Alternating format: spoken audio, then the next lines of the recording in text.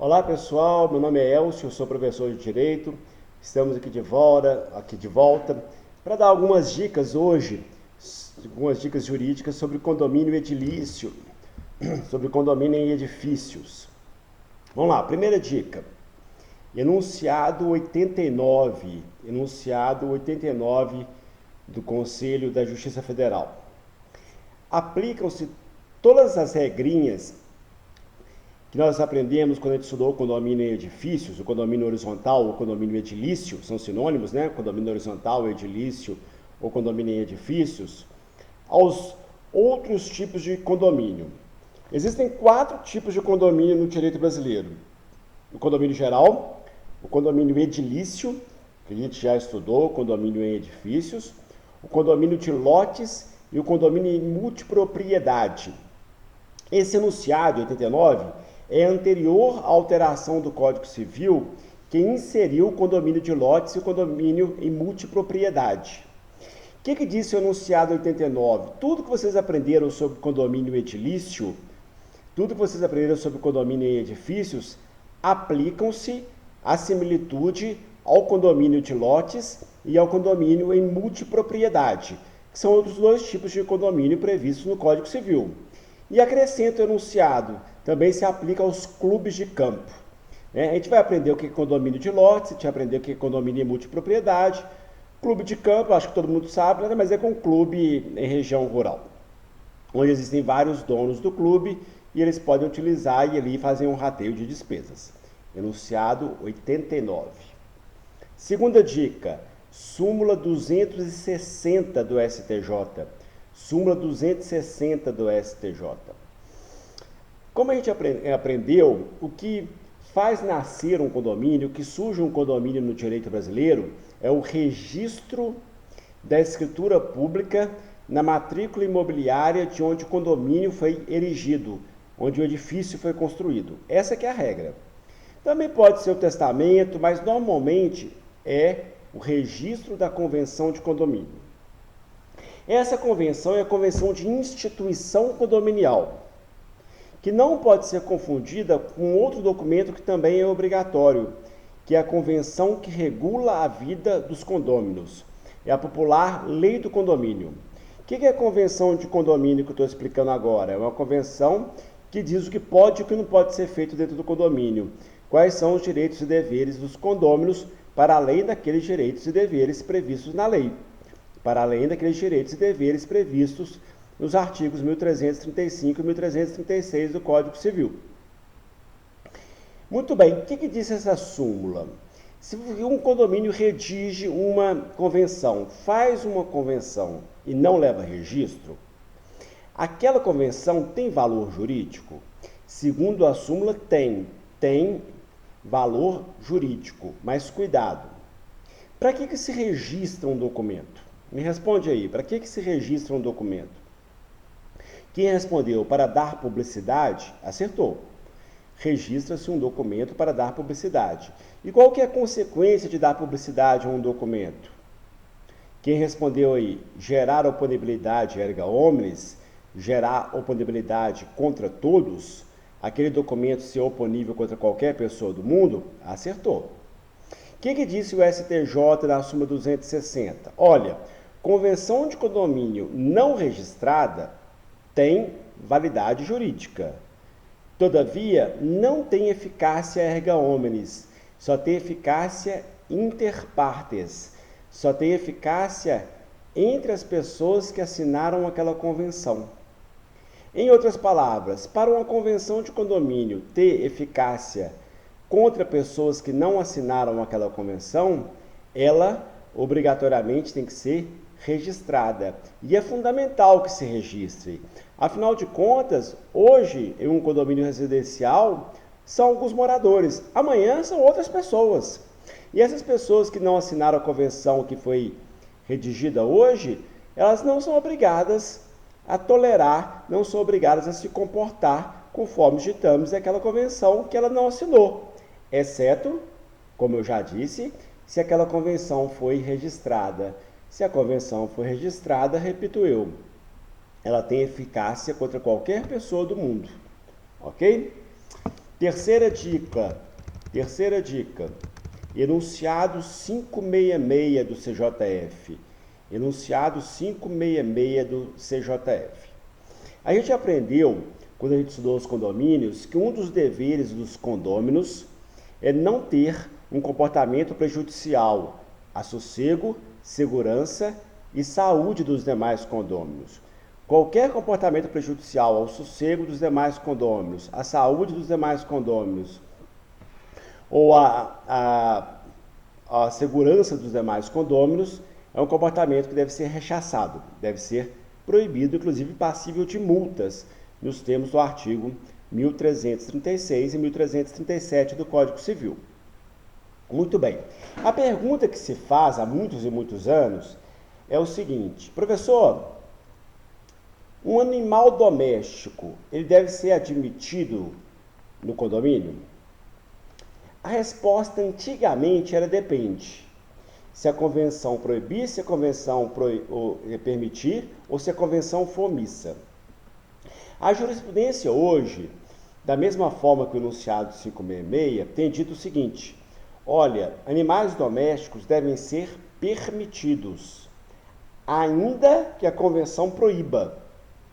Então, se a convenção de condomínio do seu edifício, registrada, bonitinha, tem uma cláusula assim: é proibido animais domésticos nesse edifício, segundo a jurisprudência, essa cláusula é uma cláusula ilegal, é uma cláusula até inconstitucional, porque afronta o princípio da propriedade, previsto lá no artigo 5º, inciso 25 da Constituição e no artigo 1228 do Código Civil.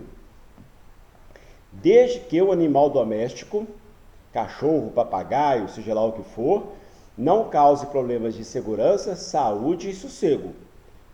Não pode ser um animal perigoso, um pitbull violento, não pode ser um animal peludo que transmite doença, e não pode ser um animal que late, por exemplo, porque atrapalha o sossego das pessoas. Ok? Então, o enunciado 566, ele é uma doutrina, né? Enunciado, nós sabemos que são doutrinas, não são decisões judiciais, mas que está em consonância com a jurisprudência atual. Mais uma dica: enunciado 505, é um enunciado interessantíssimo, enunciado 505. Nós aprendemos que, por força do parágrafo único do artigo 1336, a multa moratória máxima para aquele que atrasa a taxa condominial, para aquele que não paga em dia as taxas condominiais, é uma multa de 2%. Na minha opinião, é uma multa muito baixa, né? Isso é muito sério, porque essas multas baixas, talvez elas favoreçam o inadimplemento. Quando um edifício é muito grande, quando um edifício tem muitos apartamentos, 2 inadimplirem não gera um problema de fluxo de caixa sério. Mas se nós temos um edifício com 5 apartamentos, 1 por andar, 5 andares, e 2 estão inadimplentes, os outros 3 vão ter que pagar muito mais para conseguir para cobrir as despesas daquele condomínio. Isso é muito sério. Então a multa tinha que ser alta para evitar o inadimplemento. Mas, enfim, o que eu penso é irrelevante. O que a lei determinou é que a multa pelo atraso, a multa de mora, é no máximo 2%. O que alguns síndicos malandrões, que alguns condomínios metidos a espertos, tentaram fazer? Falaram assim: olha, tá bom, a lei estipula a multa máxima 2%, vai ser 2%. A data máxima para pagar o condomínio é o dia 10 de todo mês. Todavia, quem pagar antes do dia 5 tem 10% de desconto. Olha o que inventaram. O brasileiro tem que ser estudado pela NASA, né? Inventaram o seguinte: olha, multa moratória é 2%, mas se antecipar o pagamento em 5 dias, a gente dá um desconto de 10%. Isso chama-se fraude. Isso chama-se fraude à lei. A jurisprudência já se manifestou sobre isso e o enunciado 505 fala com todas as letras. Isso é fraude. E fraude não pode ser acobertada pela juridicidade, não pode ser protegida pelo direito. Portanto, a multa moratória máxima aplicada ao inadimplente, 2%. Eu lembro. O que pode ser feito para instar o adimplemento bonitinho temporal? Põe juros altos, põe juros de 0,05% ao dia, né? Não pode ser exacerbado não, senão o juiz vai falar, olha, multa é um juros abusivo, é juros extorsivos, sei lá. Mas põe um juros alto dentro da jurisprudência aí, até, sei lá, 6% ao mês, tal, juros razoáveis, eu acho 6% nada demais, né? Mas os juros diários, que talvez o síndico não tenha tanto problema de inadimplemento. Mais uma dica, súmula 478 do STJ. Súmula 478 do STJ, lá de 2012. Essa súmula fala que na execução de crédito de cotas condominiais tem preferência, inclusive, sobre o crédito hipotecário. Vamos entender. Imagina que o Elcio mora em um apartamento e eu não estou pagando as taxas condominiais. Não estou pagando. E meu apartamento também está hipotecado por um banco. Tanto o banco quanto a administração condominial, tanto o banco quanto o condomínio, ajuizam execuções contra o Elcio. O meu apartamento é penhorado, é levado para um leilão. A pergunta que se faz é, o dinheiro oferido no leilão, primeiro vai pagar o credor hipotecário, primeiro vai pagar o banco, ou primeiro vai pagar a administração condominial, vai pagar o condomínio? E a súmula 478 fala, o condomínio recebe primeiro. Ou seja, o condomínio tem preferência, prioridade, prelação, preempção para receber o crédito em detrimento do credor hipotecário. Súmula 478 do STJ. Mais dois enunciados, enunciado 92 e enunciado 508. Enunciado 92 e enunciado 508. Eles são interessantíssimos, né? O que diz esses enunciados 92 e 508? Um condômino é antissocial, é o pior vizinho do mundo, transforma o apartamento dele numa boate, faz bagunça, quebra o elevador, picha, o pior condômino do mundo, né? E sobre ele é aplicada multa, ele vai pagando as multas. Né? A pergunta que se faz é, pode chegar a um limite de expulsar esse condômino? Antes de falar dos enunciados, deixa eu falar um aviso aqui. A jurisprudência é refratária à possibilidade de expulsão dos condôminos. O professor Aelcio, eu acho até que a jurisprudência anda muito mal nesse sentido, né?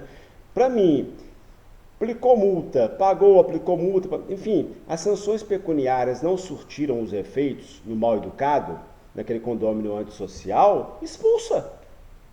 Não sabe viver em sociedade, não pode viver em sociedade. Mas o que eu penso é irrelevante. A jurisprudência é refratária à tese da expulsão do condômino.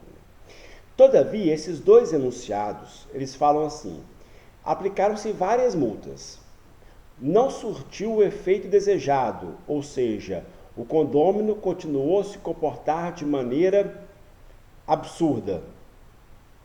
Existe previsão na convenção de penas pecuniárias e de expulsão.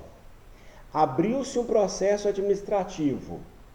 Garantiu-se ampla defesa e contraditório. As sanções foram aplicadas paulatinamente, majorando. Pode chegar um dia e expulsar o condômino. Portanto, esses dois enunciados, 92 e 508, eles permitem até a exclusão do condômino antissocial, desde que haja previsão assemblear, haja previsão na convenção de condomínio, as sanções sejam aplicadas pouco a pouco, as sanções pecuniárias não surtiram efeito, foi garantido ampla defesa e contraditório, pode chegar a expulsar o condômino, mas repito a jurisprudência não caminha assim. A última dica, enunciado 320 do CJF. Enunciado 320 do CJF. O enunciado 320 trata de vaga de garagem. Eu já expliquei no outro vídeo, repito agora, que nós temos três tipos de vagas de garagem. A vaga de garagem que é parte comum, aquele condômino que chegar primeiro usa. A vaga de garagem que é parte acessória, onde eu moro é assim, eu sou proprietário de um apartamento e na matrícula imobiliária do apartamento faz menção às vagas de garagem. Portanto, é um imóvel só, o apartamento e as vagas de garagem. E existe vaga de garagem com matrícula imobiliária própria, ou seja, a vaga de garagem é um imóvel autônomo.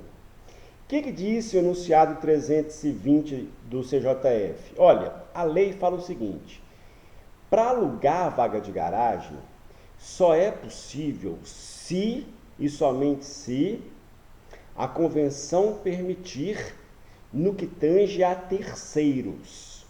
Vejam bem, a regra é: pode alugar a vaga de garagem? Sim, só para quem não é estranho. E entenda a palavra estranho, quem ali não reside, se for um edifício residencial, ou quem ali não trabalha, se for um edifício comercial. Estranho é uma pessoa que ali não vive ou ali não trabalha. A lei só permite o aluguel de vaga de garagem para estranhos se a convenção expressamente permitir. Muito bem. Imaginem vocês que eu queira alugar minha vaga de garagem. Tem um morador do edifício que eu moro que quer alugar e tem um estranho que também quer alugar. A pergunta que se faz é: quem tem preferência? E o enunciado 320 diz: o morador, aquele meu vizinho, aquela pessoa que mora naquele condomínio.